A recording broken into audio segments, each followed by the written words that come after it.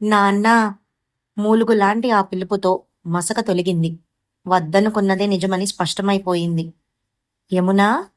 విశ్వేశ్వరం గారి గొంతు సన్నగా వణికింది. అప్రయత్నంగా ముందుకి వంగి, పాదాల వద్ద పడి ఉన్న ఆకారాన్ని సంకోచిస్తూనే తాకారు. ఒక్క మాటుగా ఒళ్ళు జల్దరించిపోయిందాయనికి. ఈ మాంసపు ముద్ద కంటిపాపలా చూసుకున్న తన కన్నబిడ్డ ఇంతకాలం పేరుకున్న కోపం, ఆవేశం, తిరస్కారం, విరక్తి ఏమైపోయాయో తెలీదు. తల్లీ!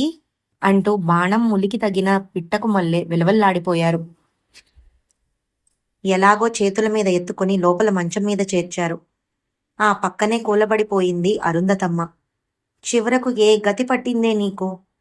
చివికి శిథిలమైపోయిన చిత్తరవులా పడి ఉన్న కూతురి మొహాన్ని తడుముతూ కుమిలిపోయింది. ఏముంది, మామూలే కదే అనగా అనగా ఓ యమున. పున్నాగ పువ్వులాంటి అందం, చంద్రకాంత సుమం లాంటి సౌకుమార్యం, తేనెలూరుతున్న 16 ప్రాయం. వీటన్నిటికీ తోడు మరో ప్లస్సు, చేతికి అంటేటట్టున్న దిగువ మధ్య తరగతి అంతస్తు. మధుపాలకేం కొరత? మూగేవి